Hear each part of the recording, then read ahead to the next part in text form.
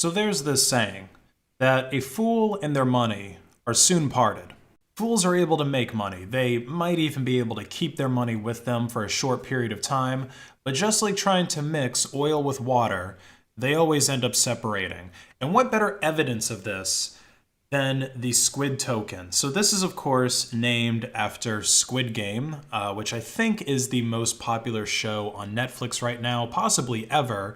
Apparently so popular that it got a scam crypto named after it. Now, those of us who have traded crypto before, we can just tell from looking at this chart that this is one hell of a rug pull that took place here. Okay, look at how this thing pumped. It went up to almost $3,000 for one squid and then down to fractions of a penny.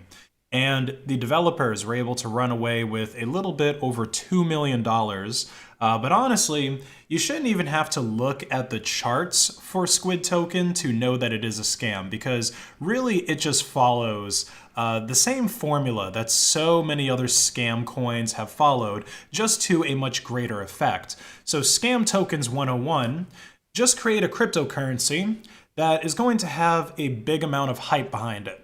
Now, you could do that by creating an actually useful cryptocurrency, but that takes a whole lot of work. So it's much easier to just pretend to be affiliated with a company like SpaceX. You could call it SpaceX coin, right? Anyone who sees it is going to think, oh, SpaceX must be involved with this. Or you could be affiliated with a celebrity, create the Joe Rogan coin. Or better yet, why not act like your coin is affiliated with a show that over 100 million people have watched, whose premise is about playing games with terrible odds in order to make a whole lot of money. And of course, the final touch for a scam coin is to make it really difficult for people to sell it once they buy it, which I will explain in a few minutes. So this is what the squidgame.cash site looked like. I have it loaded up in the Wayback Machine because if you try going to squidgame.cash in your browser, you can see that the site is down. So this was definitely a full rug pull. You know, the devs, they disappeared. Actually, I don't even think that the devs even really left any trace of who they are, because if we go to the bottom of this site, none of these are real people. Okay, I'm almost certain that all of these images are taken from thispersondoesnotexist.com. So this is a site that can generate profile pictures of people who do not exist. And, you know, maybe 8 or 9 times out of 10, it's actually really difficult to tell that this is not a real person. Sometimes the AI does screw up a little bit. Like, I haven't really noticed any really terrible screw-ups just in these ones so far. Like, I don't know, this guy's nose looks a little bit messed up.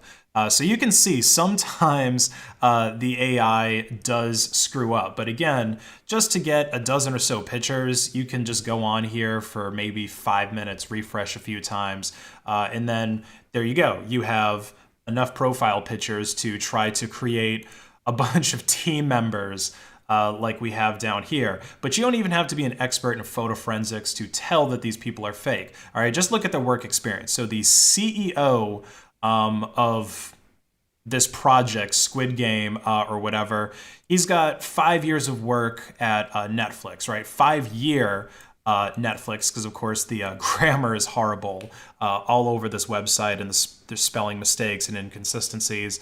But you would think there would be some record of, you know, like David Canny working at Netflix for 5 years. I mean, I guess it depends on what exactly he did at Netflix.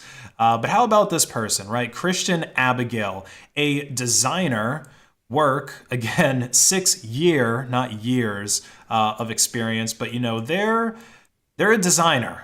Okay, and it just says 6-year experience. So it's like, you know, 6 year of what? They could have been designing corporate logos, or they could have been drawing, you know, lewd mangas. Who knows?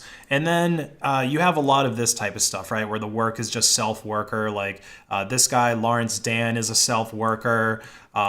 This person's a self-worker. This person's a self-worker. I'm pretty sure what they mean to say is self-employed, because self-worker, I mean, I don't even know, like this one just says self-work. what is that supposed to mean? That makes it sound like you're a recovering heroin addict that's doing self work, trying not to relapse. Like, obviously, whoever wrote up this page, again, a common thread amongst many different, not even just crypto scams, but scams in general, somebody who doesn't really know English, right? Like they're using Google Translate. Maybe they don't really know English at all, or it's definitely not their first language.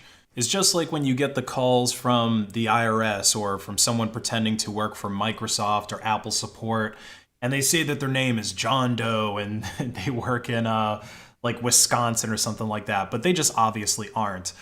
So these are the different games that supposedly you'll play. Well, we'll get into that in a moment for how this whole thing supposedly works.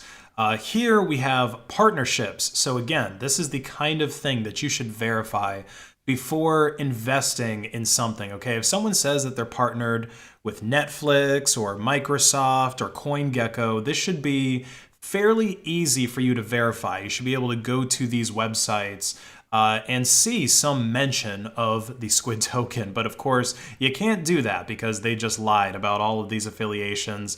I'm surprised that they didn't also just say that they're affiliated with the Rothschilds and some Saudi princes. And hell, why not just say that like Elon Musk is your cousin, right? And he's going to invest $10 billion into the Squid game. So make sure you play today.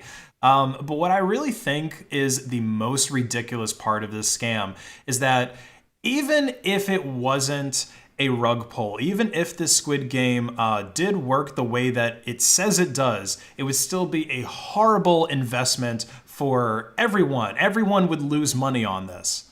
So if we take a look at the white paper, we can see how the Squid game is supposed to work. Okay, so we're on games. So you buy the said Squid tokens, okay, and use those as an entry fee, essentially. You pay a certain amount of Squid to play each of the games, same games from the show.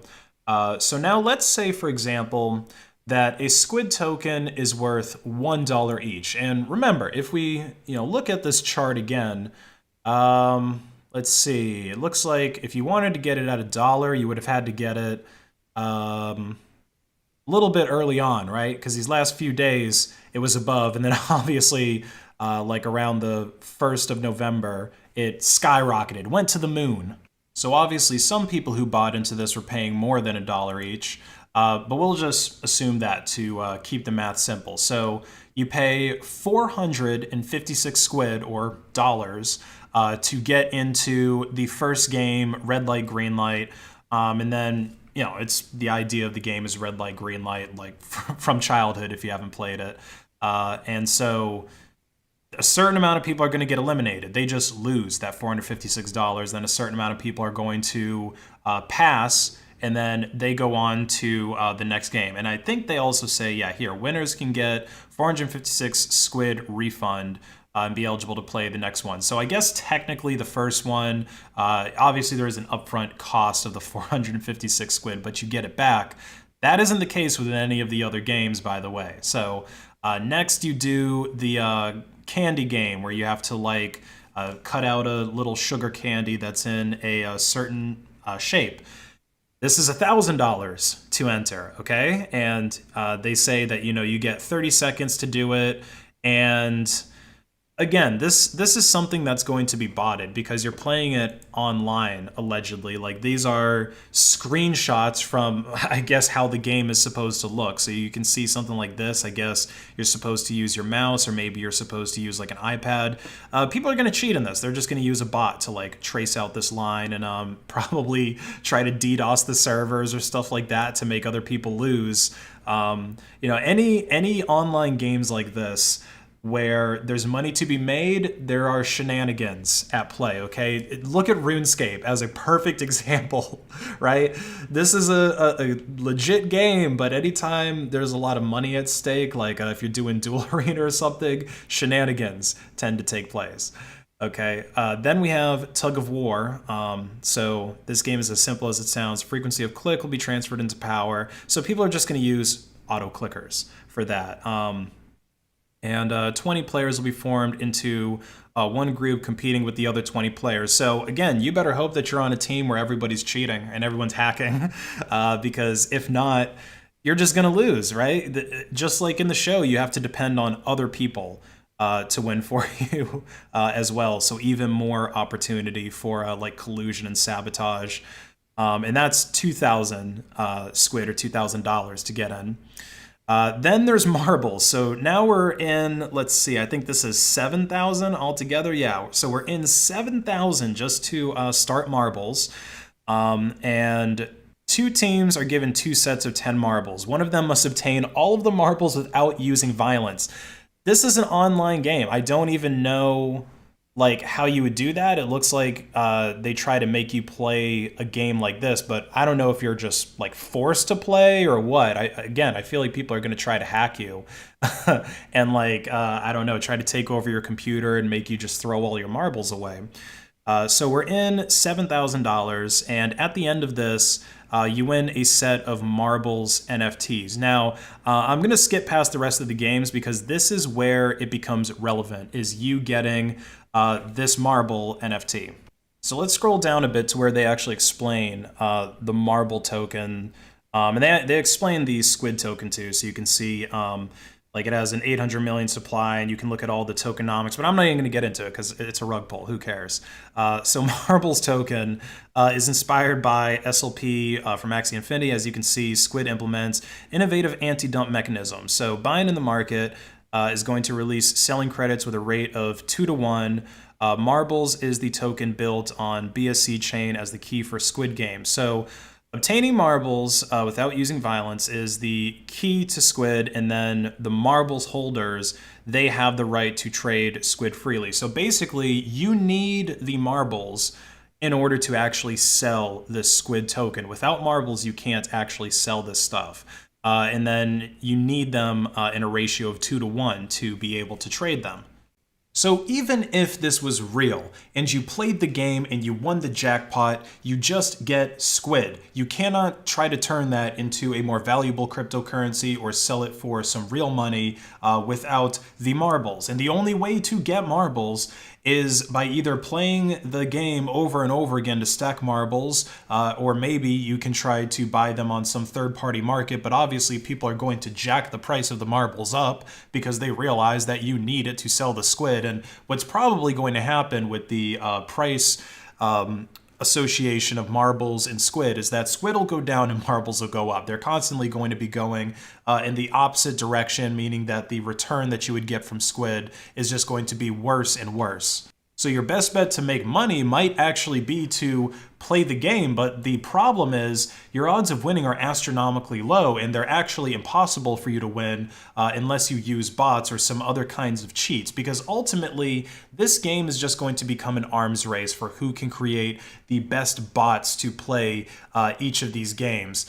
And if we look at the tokenomics of the marbles, there's only 900,000 marbles that are going to be released every single day. And the winner of the jackpot isn't even going to get any of these marbles, because if I understand correctly, the marbles NFT is given out to everybody who wins the marble game. Yeah, it says winners will get a set of marbles NFTs. It doesn't say how much is in a set, but presumably this is when that 900K marbles is given out each time. So the jackpot winner is only getting a fraction of these marbles here. And it's always going to cost you 7,000 squid just to get to this point.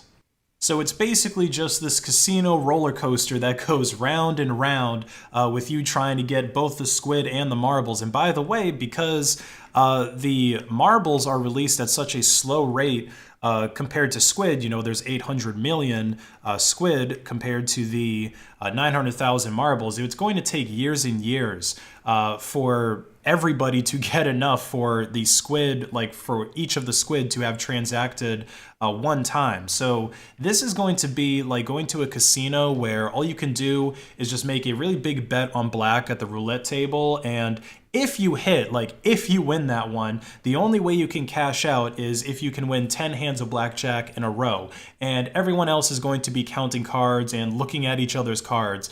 So you better hope that you're the best card counter and card looker out there. You would have to be mad to play a game like that. You would have to be mad to buy Squid. But I guess this part of the website was the only honest part, which is that only one winner is going to take the whole reward. Just so happens that that one winner is the developer.